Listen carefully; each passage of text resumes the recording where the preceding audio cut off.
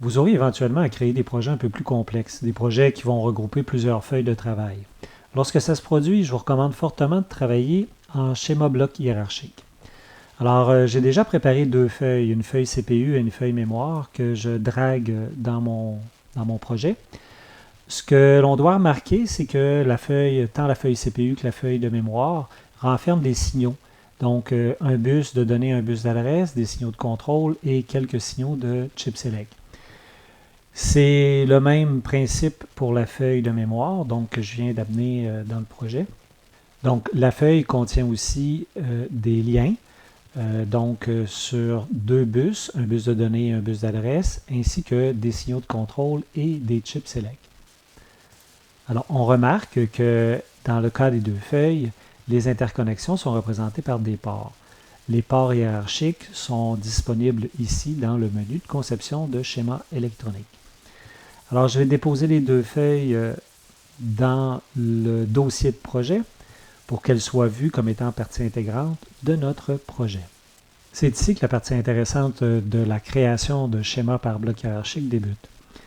Alors, on devra se créer une nouvelle feuille, donc File, New, Schématique.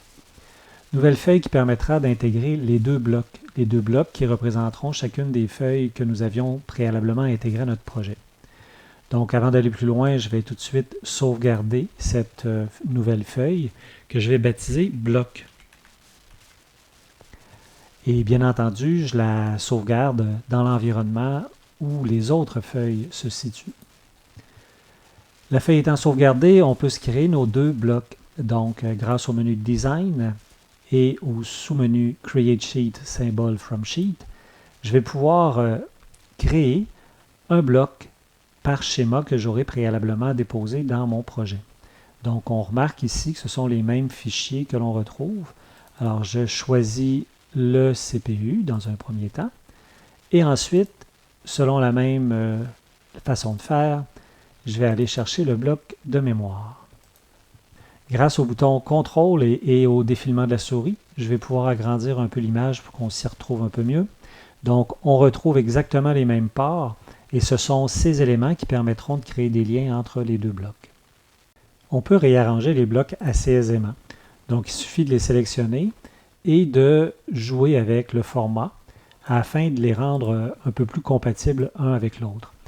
Donc, on leur donne environ la même forme ou la même dimension et on réorganise l'ensemble des points de jonction qui sont en fait les ports de ces circuits.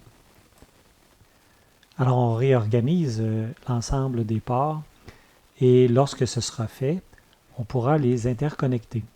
Pour les interconnexions, vous devrez dans un premier temps identifier s'il s'agit d'un bus ou de fil simple. Alors, pour les bus, on le remarque grâce au crochet, on utilisera ce qu'il y a comme menu d'interconnexion, donc un gros faisceau bleu qui représente un groupe en fait de conducteurs. Alors que dans le cas des autres signaux, on utilise simplement un wire pour faire le lien entre chacun d'eux. Remarquez sur le dessin que les éléments du CPU sont tous en sortie, ou presque tous en sortie, alors que les éléments du côté mémoire sont presque tous en entrée. Il y a une logique derrière ça, c'est le CPU qui contrôle les éléments de la mémoire. Le seul endroit où se retrouve une bidirectionnalité se situe sur le bus de données. Il est recommandé d'identifier chacun des faisceaux à l'aide d'un net label. En fait, l'avantage de procéder comme suit sera de créer une liste de filages qui soit un peu plus claire et un peu plus facile à suivre. Donc, toujours sous le menu d'interconnexion, on ira sélectionner Net Label et on éditera. Alors, la meilleure façon de faire est d'appuyer sur le bouton Tab. De cette façon, on peut simplement aller chercher le bon élément et on le dépose sur le faisceau. On procède de la même façon pour les autres éléments du circuit et on complète l'ensemble des liens de cette façon.